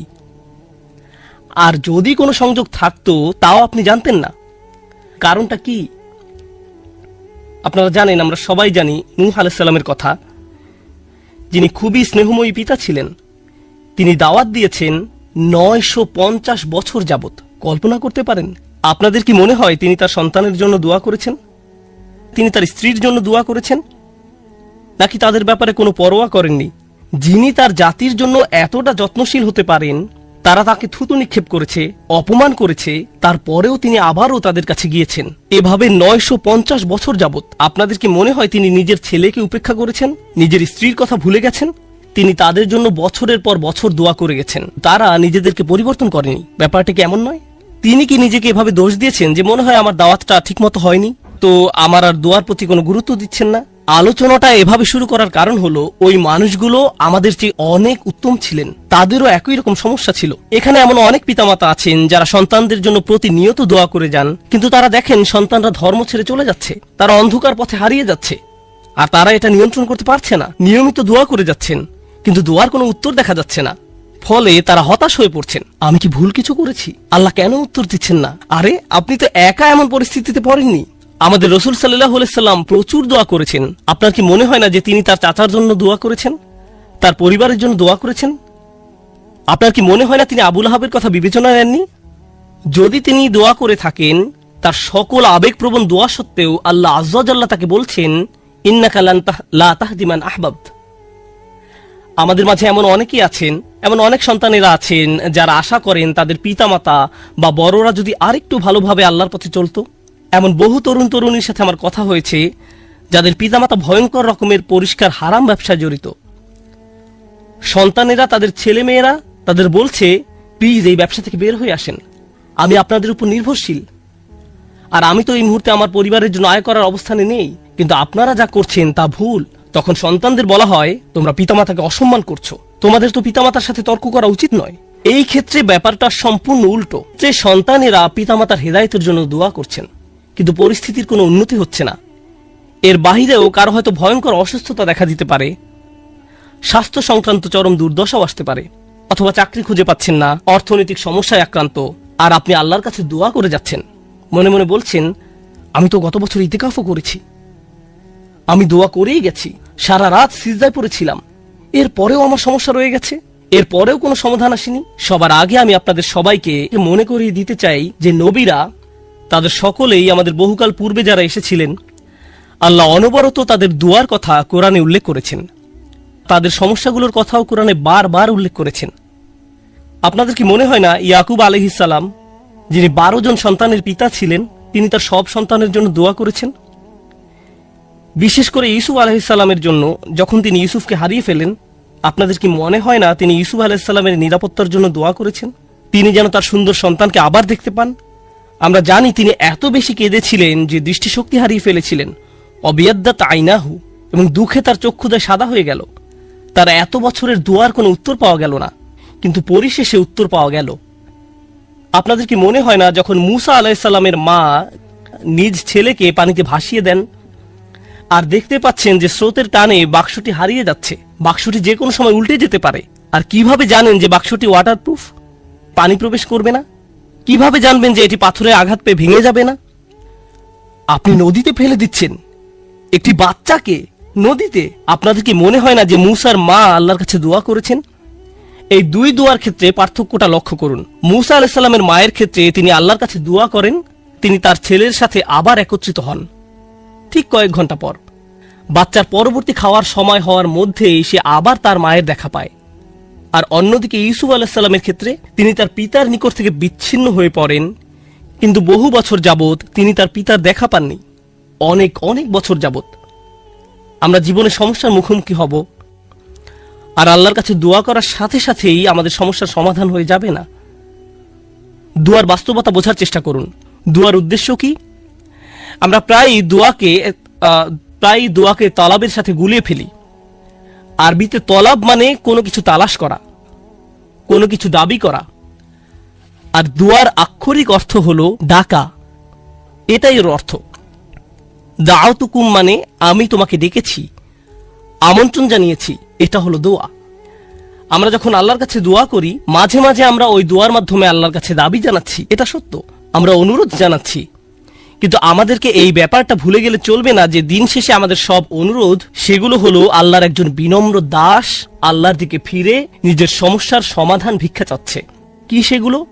আপনার সমস্যার সমাধান হওয়ার চেয়েও আপনি যে আল্লাহর সাথে যোগাযোগ করছেন, এটাই এখানে সবচেয়ে মূল্যবান বিষয়, এটাই দিন শেষে মূল লক্ষ্য। আপনি যে আল্লাহর সাথে কথাবার্তায় যুক্ত হয়েছেন, এটাই দিন শেষে মূল লক্ষ্য। আল্লাহ আপনার সমস্যা তাৎক্ষণিকভাবে সমাধান করে দেবেন কিনা সেটা ভিন্ন বিষয়। আমি এ সম্পর্কে সংক্ষেপে কিছু কথা শেয়ার করতে চাই, পরে মরিয়ম সালামুন আলাইহা নিয়ে কথা বলবো। কখনো কখনো আপনি এমন কিছু সমস্যার মুখোমুখি হন যে মনের মাঝে প্রশ্ন আসে, আমাকে কেন এই সমস্যার মোকাবেলা করতে হবে? আপনাদেরকে একটা কথা জিজ্ঞেস করি, ইউসুফ আলাইহিস সালাম তো 8-9 বছরের এক বালক ছিলেন মাত্র। শিশু মানে তো নিষ্পাপ। একজন শিশু এমন কি করতে পারে যার জন্য সে কিডন্যাপ হতে পারে?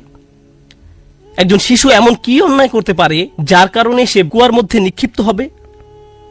একজন শিশু কি করতে পারে যার কারণে সে দাস হিসেবে বিকৃত হবে ভিন্ন একটি দেশে?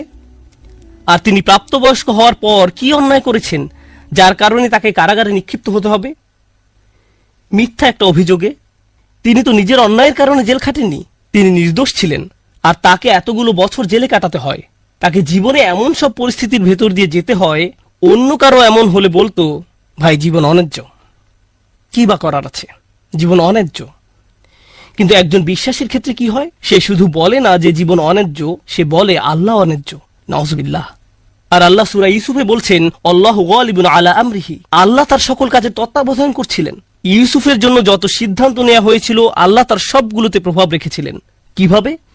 কখনো কখনো আমি আপনি এমন কিছু সমস্যার মুখোমুখি হব, আল্লাহ জানেন ভালো কিছু সামনে আছে। কখনো কখনো ভালো যা কিছু আসছে তা আপনার নিজের জন্য, আবার কখনো বা অন্য কারোর জন্য, আবার কখনো বা অন্য কারোর জন্য। কখনো কখনো আপনি জীবিত থাকতেই এর উপকার পাবেন, আপনি জীবিত থাকতেই এর উপকার পাবেন, আর কখনো কখনো এর উপকার আসবে আপনি আল্লাহর কাছে ফিরে যাওয়ার পর। ইউসুফ আলাইহিস সালামের ক্ষেত্রে কি হয়েছিল? একজন পিতা তার সন্তান থেকে বিচ্ছিন্ন হয়ে পড়েন, কিন্তু চিন্তা করে দেখুন, তাকে যদি কিডন্যাপ করা না হতো তাহলে তিনি কুয়ায় নিক্ষিপ্ত হতেন না। তিনি যদি কুয়ায় না পড়তেন তাহলে কোনোদিন মিশরে গিয়ে পৌঁছাতেন না, আর মিশরে কোনোদিন না গেলে তিনি জেলে নিক্ষিপ্ত হতেন না, আর যদি জেলে না যেতেন তাহলে জেলের ওই দুই লোকের সাথে তার কোনোদিন সাক্ষাৎ হতো না যাদের স্বপ্নের তিনি ব্যাখ্যা দিয়েছিলেন। ওই দুই ব্যক্তির সাথে যদি তার কোনোদিন দেখা না হতো, তাদের একজন বেঁচে যায় এবং রাজার খেদমতে নিয়োজিত হয়, আর যখন রাজা একটি স্বপ্ন দেখলেন ওই ব্যক্তি তাহলে কোনোদিন বলতেন না যে হ্যাঁ আমি এক লোকের কথা জানি যে আপনার স্বপ্নের ব্যাখ্যায় সাহায্য করতে পারবে। স্বপ্নটা কি ছিল? দেশে 7 বছর হবে প্রাচুর্যের, আর পরবর্তী 7 বছর দেশে কোনো ফসল ফলবে না, কোনো উৎপাদন হবে না, মানুষ দুর্ভিক্ষে মারা যাবে। যদি ইউসুফ জেলে না যেতেন আলাইহিসসালাম এবং তাকে মুক্তি দেওয়া না হতো ওই স্বপ্নের ব্যাখ্যা করার জন্য সেই সময়, তাহলে দেশ অর্থনৈতিক, ফাইন্যান্সিয়াল এবং সামাজিক এক দুর্যোগে পতিত হতো। লক্ষ লক্ষ শিশু দুর্ভিক্ষে মারা যেত। একজন শিশু কষ্ট স্বীকার করলো কয়েক বছরের জন্য, এক শিশুর কষ্ট স্বীকারের ফলে আল্লাহর পরিকল্পনা ছিল অগণিত পরিবারকে অনাহারে সন্তান হারানোর বেদনা থেকে রক্ষা করবেন। এই পরিকল্পনার কারণে ইউসুফ আলাইহিসসালাম জেল থেকে ফিরে এসে স্বপ্নের ব্যাখ্যা করলেন এবং অর্থ মন্ত্রণালয়ের দায়িত্ব নিলেন। আমার এক বন্ধুর নাম হয়তো আপনারা শুনে থাকবেন, তার নাম রবার্ট ডেভিলা। আমি ওই বোনকে তার সম্পর্কে জিজ্ঞেস করেছিলাম, সে বলল সে তার কথা শুনেছে। সে তার শরীরের কোনো অংশ নাড়াতে পারে না, শুধু মুখমণ্ডল ছাড়া। সে কি এমন অন্যায় করেছে যার কারণে এমন পরিস্থিতি? কিছুই না। কিন্তু কত মানুষ ইসলাম গ্রহণ করেছে তার এই অক্ষমতার দরুন। কত শত মানুষ এই ঘটনার কথা শুনে আল্লাহর পথে ফিরে এসেছে। কত শত মানুষ আল্লাহর প্রতি অকৃতজ্ঞ ছিল, যদিও তারা মুসলিম ছিল কিন্তু নামে মাত্র মুসলিম ছিল, এবং সিদ্ধান্ত নিল যে আল্লাহর কাছে আত্মসমর্পণ করবে, কারণ ওই মানুষটি একটি বিছানায় শুয়ে আছে। তার কষ্ট, দুর্ভোগ লক্ষ লক্ষ মানুষের জন্য হেদায়েতের কারণে পরিণত হলো। বুঝতে পারছেন? কখনো কখনো আমি আপনি কষ্টকর অবস্থায় পতিত হই, যা আসলে খুবই সামান্য, এমন অসংখ্য কল্যাণ আর এমন অসংখ্য উপকারের জন্য, যা হয় এখন আমার কাছে আসবে, নতুবা আল্লাহর কাছে ফেরত যাওয়ার পর আমি এর উপকার ভোগ করব। সুতরাং আমাদের দোয়া কোনো কিছু অর্ডার করার মতো নয়। যখন ওই বোন আমাকে তার সমস্যার কথা বলছিল, সাথে সাথে আমার মরিয়ম সালামুন আলাইহার কথা মনে পড়ল। কারণ মরিয়ম সালামুন আলাইহার ক্ষেত্রে এমনকি ছোট বয়সেও তার জন্ম আশ্চর্যজনক। তার জন্মের কথা কোরআনে উল্লেখ করা হয়েছে। খুব বেশি সংখ্যক মানুষের জন্মের কথা কোরআনে উল্লেখ করা হয়নি। মা একটি ছেলে সন্তান আশা করেছিলেন, কিন্তু তার একটি মেয়ের জন্ম হলো। আর আল্লাহ বলেন ওয়ালাইসা যাকারু কাল উনসা, যার অনেকগুলো গভীর অর্থ রয়েছে। আমি এখন শুধু একটি অর্থ হাইলাইট করছি। এই মেয়েটি অন্য কোনো ছেলের মতো নয়, এই মেয়েটি স্পেশাল। প্রসঙ্গত দয়া করে এই কথাগুলো মনে রাখবেন। পরের বার আপনাদের কেউ যদি সন্তান সম্ভবা হয়ে থাকেন, আপনি আশা করছেন, আপনার মা আশা করছে, আপনার চাচাতো খালাতো ভাই বোনেরা আশা করছে একটি ছেলে শিশুর জন্ম হবে, কিন্তু একটি মেয়ের জন্ম হলো, তখন মনে রাখবেন আল্লাহ মরিয়ম সালামুন আলাইহার জন্মের মতো কারো জন্মের কথা এভাবে হাইলাইট করেননি। মেয়ে সন্তান পাওয়া সম্মানের, মেয়ে সন্তান পাওয়া আল্লাহর একটি উপহার। মেয়ের জন্ম হলে অসন্তুষ্ট হওয়া আসলে মুশরিকদের বৈশিষ্ট্য। আল্লাহ মুশরিকদের সম্পর্কে বলেন যল্লা ওয়াজহুহু মুসওয়াদ্দান ওয়া হুয়া গাযীম, তাদের কাউকে যখন কন্যা সন্তানের সুসংবাদ দেওয়া হয় তখন তার মুখ কালো হয়ে যায়, সে অন্তর্জ্বালায় পুড়তে থাকে। মেয়ে সন্তান পাওয়া আল্লাহর পক্ষ থেকে আশীর্বাদ এবং সম্মান। মেয়ের জন্ম হলে যদি অসন্তুষ্ট হয়ে পড়েন, তাহলে আপনি শুধু আল্লাহর উপহারেরই অসম্মান করছেন না, আপনি কুরআনের আয়াতকেও অসম্মান করছেন। এই কথাগুলো মনে রাখবেন। এই শিশুর জন্ম হলো, তাকে আসলে বিশেষ একটি জায়গা দেওয়া হলো। আর আল্লাহ তোমাদের জন্য তোমাদের থেকে জোড়া সৃষ্টি করেছেন, ওয়াজআলা লাকুম মিন আজওয়াজিকুম বানিন, এবং তোমাদের যুগল হতে তোমাদের জন্য সন্তান সৃষ্টি করেছেন, ওয়াহাফাদা, এবং যারা তোমাদের সেবায় নিয়োজিত। এর অর্থ নাতি নাতনিও হয়, একটু পরে নিয়ে কথা বলছি। তাহলে এর দ্বারা সন্তান সন্ততি এবং নাতি নাতনিও বোঝায়। ওয়ারাযাকাকুম মিনাত তাইয়্যিবাত, সকল উত্তম ও পবিত্র উৎস থেকে তিনি তোমাদেরকে রিজিক দিয়েছেন। আফাবিল বাতিলি মিনুন, এত সবকিছুর পরেও কি তারা ভিত্তিহীন বাতিল জিনিসের উপর বিশ্বাস করবে? অবিনিয়ামাতিল্লাহি হুম ইয়াকফুরুন, আর আল্লাহর অনুগ্রহকে তারা অস্বীকার করবে। এই আয়াতটি মূলত আল্লাহ আজ্জা জাল্লার পক্ষ থেকে একটা গভীর অর্থপূর্ণ বার্তা। আমি আশা করছি যে কয়েক মিনিট আপনাদের সাথে ব্যয় করব। এই সময়ে অন্তত আমরা আয়াতটির কিছু অংশ নিয়ে আলোচনা করতে পারবো, নিশ্চিতভাবে সবকিছু না। কোরআনের বিভিন্ন স্থানে আল্লাহ আমাদের প্রতি তার অনুগ্রহের কথা জানিয়েছেন। তিনি আমাদের চারপাশে যে সুন্দর সুন্দর জিনিসগুলো সৃষ্টি করেছেন, যা আমাদের সেবা দিয়ে যাচ্ছে বা কল্যাণে আসছে, আর আমাদের উচিত এগুলো নিয়ে ভাবা এবং এগুলোর জন্য আল্লাহর নিকট কৃতজ্ঞ হওয়া। স্পষ্টত এই আয়াতের মূল কথাও আল্লাহর প্রতি কৃতজ্ঞ হওয়া, কারণ আয়াতটি শেষ হয়েছে একথা বলে অবিনিয়ামাতিল্লাহি হুম ইয়াকফুরুন, যে তারা আল্লাহর অনুগ্রহের প্রতি কৃতজ্ঞ। যদি এখান থেকে একটু পেছনে এসে লক্ষ্য করেন, তাহলে বুঝতে পারবেন এই আয়াতে যা কিছু বর্ণিত হয়েছে সবকিছুর জন্য আমার আল্লাহর প্রতি কৃতজ্ঞ হওয়া উচিত। তাহলে স্পাউস, স্বামী এবং স্ত্রী, সন্তান, নাতি নাতনি, নাতি নাতনি ছাড়িয়ে আরো যারা আছে, একটু পরে এ নিয়ে কথা বলছি। আমার জীবনের সকল মানুষের জন্যই আমার কৃতজ্ঞ হওয়া উচিত। এটা তো দেখা যাচ্ছে বিশাল একটা চ্যালেঞ্জ, কারণ একটা আপেলের জন্য কৃতজ্ঞ হওয়া খুব সহজ, একটা গাড়ির জন্য কৃতজ্ঞ হওয়া খুব সহজ, কারণ গাড়িটা আপনি যা চান তাই করে। আবার খাবারের জন্য কৃতজ্ঞ হওয়া অনেক সহজ, কারণ এটি আমাদের সাথে সাথে পুষ্টি যোগায়। আপনার চাকরির জন্য কৃতজ্ঞ হওয়া সহজ, কারণ দিন শেষে আপনি বেতন পাচ্ছেন। কাপড়ের জন্য কৃতজ্ঞ হওয়া সহজ, এটি আমাদেরকে ঢেকে রাখে এবং ক্ষতিকর জিনিস থেকে সুরক্ষা দেয়। তো এমন সব জিনিসের জন্য কৃতজ্ঞ হওয়া খুবই সহজ, যেসব জিনিসের সুবিধা আমি তাৎক্ষণিকভাবে প্রত্যক্ষ করি, কিন্তু আমি বুঝতে পারছি না স্বামী, স্ত্রী, সন্তান এদের জন্য কিভাবে কৃতজ্ঞ হব। মানে বিষয়টা বেশ জটিল আকার ধারণ করতে পারে। সিরিয়াসলি, আপনি তাদেরকে দেখেছেন? তারাও আশীর্বাদ। আপনি আমার বাবাকে চেনেন, উনিও কি আশীর্বাদ? আমার বাচ্চাদের কখনো দেখেছেন তারা কিভাবে আমার সাথে কথা বলে জানেন? তারা আমার জন্য অনুগ্রহ।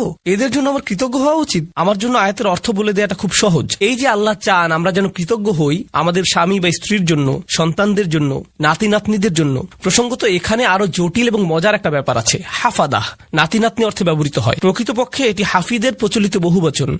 হাফিদ একবচন মানে নাতি, বহুবচন আহফাদ এবং হুফাদা, যার অর্থ নাতি নাতনিরা। আর হাফাদাহ সম্পর্কে আত-তাবারি সহ অনেকে বলেন কুল্লু মান ইউইন ওয়া ইয়াখদিম, অর্থাৎ যারাই আপনার কোনো কাজে এসেছে, যাদের সাহায্য পেয়েছেন আপনার বৈবাহিক আত্মীয়তার কারণে, এমন প্রত্যেকে যারা আপনাকে সাহায্য করেছে বা যাদের সাথে আত্মীয়তার বন্ধনে যুক্ত হয়েছেন বিয়ে করার কারণে, তারাই মূলত হাফাদায়ের অন্তর্ভুক্ত। তাই অনেক আগেই মুজাহিদ শ্বশুরবাড়ির আত্মীয়দের হাফাদায়ের অংশ বলেছেন। তাহলে এই যে কোরআনে শ্বশুরবাড়ির আত্মীয়দের নিয়েও আয়াত আছে, কারো মনে যদি জিজ্ঞাসা থাকে এ নিয়ে, ব্যাপারটা আরো জটিল আকার ধারণ করে। কারণ শ্বশুরবাড়ির আত্মীয়দের নিয়েও আমাদের কৃতজ্ঞ হওয়ার কথা। কি সিরিয়াসলি? এই মানুষগুলোর জন্য এত কিছু সহ্য করার পর এদের জন্য কিনা আমাকে কৃতজ্ঞ হওয়া উচিত? এ কারণে যখন আমি বলি আমরা একটি আয়াত পড়তে পারি, অনুবাদ করতে পারি এবং সামনে এগিয়ে যেতে পারি, অথবা থেমে গিয়ে বলতে পারি একটু থামুন, কি এটা আমার ব্যাপারে বলছে? এটা নিশ্চয়ই অন্য কারো সম্পর্কে বলছে। তাদের নিশ্চয়ই এমন সন্তানরা আছে যাদের জন্য তাদের কৃতজ্ঞ হওয়া উচিত, কারণ তাদের বাচ্চারা ভালো। তাদের বাচ্চারা আমারগুলোর মতো নয়। তাদের জীবনসঙ্গী নিশ্চয়ই তাদের অনেক প্রশান্তি দেয়, আমার জীবনসঙ্গী নয়। আমারগুলো কেবল আমাকে দুশ্চিন্তা এবং কষ্ট দেয় আর তর্ক করে। তাদের কাছ থেকে শুধু এটাই পাই। তারা তো আমাকে কৃতজ্ঞ হওয়ার কোনো কারণই দেয় না। ওরা সহজে কৃতজ্ঞ হতে পারে কারণ ওরা আল্লাহর নিয়ামত পেয়েছে, কিন্তু আমার পক্ষে তো এই পরিবারের জন্য কৃতজ্ঞ হওয়া সম্ভব না। আমার জীবনে তো তাদের মতো শান্তি নেই। আল্লাহ এখানে এরকম কোনো ব্যতিক্রম তৈরি করেননি। প্রসঙ্গত তোমাদের যাদের ভালো সন্তান, ভালো নাতি নাতনি, চমৎকার শ্বশুরবাড়ি এবং অসাধারণ স্ত্রী আছে, তাদের উচিত কৃতজ্ঞ হওয়া। বাকিরা অনলাইনে অভিযোগ করতে পারো আর এই নিয়ে মিম বানাতে পারো। না, এভাবে কোনো পার্থক্য করা হয়নি। এটা সবার জন্য বলা হয়েছে। আমরা যদি ব্যাপারটা নিয়ে আরেকটু গভীরভাবে চিন্তা করি, নবীদের জীবনী অধ্যয়ন করলে আমরা দেখব অনেক নবীদের স্ত্রীরাই তাদেরকে কষ্ট দিয়েছেন। যেমন নূহ আলাইহিসসালাম, লূত আলাইহিসসালাম। কিছু নবীদের সন্তানেরা তাদের কষ্ট দিয়েছেন, যেমন নূহ আলাইহিসসালাম, ইয়াকুব আলাইহিসসালাম। তাদের সন্তানেরা কষ্ট দিয়েছেন। ইব্রাহিম আলাইহিসসালাম আশঙ্কায় ছিলেন যে তার নাতিরা বা ভবিষ্যৎ প্রজন্ম শিরকে লিপ্ত হবে, আর এটাই সত্য হয়েছিল ইব্রাহিম আলাইহিসসালামের বংশধরদের নিকট থেকে। তো এগুলো সবই বাস্তবতা। আল্লাহর চাইতে বাস্তবতা সম্পর্কে বেশি কেউ জানে না। আর সেই রবই এই আয়াতের শেষে আমাদের কৃতজ্ঞতা প্রকাশ করতে বলেছেন। তাই আজকের খুতবায় প্রথমে আমি আপনাদের কাছে ধাঁধার মতো প্রায় ব্যাপারটা বর্ণনা করতে চাচ্ছি, কিভাবে আমরা এর সমাধান করব বা কিভাবে আমরা এর প্রকৃত অর্থ বুঝব। কারণ আল্লাহ আজ্জা ওয়া জাল্লা আমাদের আদেশ করছেন বা তিনি মূলত অভিযোগ করছেন যে আফালা ইয়াতাদাব্বারুনাল কুরআন আম আলা কুলুবিন আকফালুহা, তারা কি কোরআন নিয়ে গভীরভাবে চিন্তা করে না, নাকি তাদের অন্তরে নিজস্ব তালা পড়ে গেছে যে যদি আল্লাহ যা বলেছেন তা নিয়ে চিন্তা করতে অপারগতা জানাই এবং গভীরভাবে না ভাবি, তাহলে সম্ভবত আমার অন্তরে হয়তো এখনো কোনো তালা পড়ে আছে। হয়তো আমি মন দিয়ে বিষয়টা ভাবছি না, নিজের জীবনে এর বাস্তব প্রয়োগ ঘটাচ্ছি না, ফলে এর গভীর অর্থ আমি বুঝতে পারছি না। আমি দোয়া করছি আমরা তার আয়াত নিয়ে গভীরভাবে চিন্তা করার সময় তিনি যেন আমাদের সবার অন্তরের তালা খুলে দেন। এখন আসুন আমরা আবার আয়াতে ফিরে যাই, এর শেষাংশে একটু মনোযোগ দেই। তিনি বলেছেন আফা বিল বাতিলি ইউমিনুন ওয়া বিনিআমাতিল্লাহি হুম ইয়াকফুরুন, তারা কি মিথ্যায় বিশ্বাস করবে? আশ্চর্যজনক একটা বাক্য, তারা কি মিথ্যায় বিশ্বাস করবে? এমন আয়াতের ক্ষেত্রে আপনি কল্পনা করতেন যদি আয়াতের শুরুটা শিরক বা মিথ্যা প্রভু নিয়ে হতো এবং বলা হতো যে তারা আল্লাহ ছাড়া অন্য কারো ইবাদত করে, এরপর তারা বাতিলে বিশ্বাস করে। এমন একটি জায়গায় আলোচনাটি যথোপযুক্ত ছিল, কিন্তু আলোচনাটি এরকম নয়। কথাটা এমন ছিল যে তিনি তোমাদের মধ্য থেকে তোমাদেরকে দিয়েছেন স্ত্রী, সন্তান, নাতি নাতনি, শ্বশুরবাড়ি, বড় পরিবার এবং যারা তোমাদের সহযোগিতা করে এসব, এবং তারপর বলা হলো এরপরও কি তারা বাতিলকে বিশ্বাস করবে? সুবহানাল্লাহ, এ কথাটা এখানে কেন? তো আরেকটা ধাঁধা, আমি একটা ধাঁধার উপর আরেকটা ধাঁধা যোগ করছি, তাই না? তারা কি মিথ্যায় বিশ্বাস করবে? এখানে মিথ্যার বিপরীত হলো সত্য, তাই না?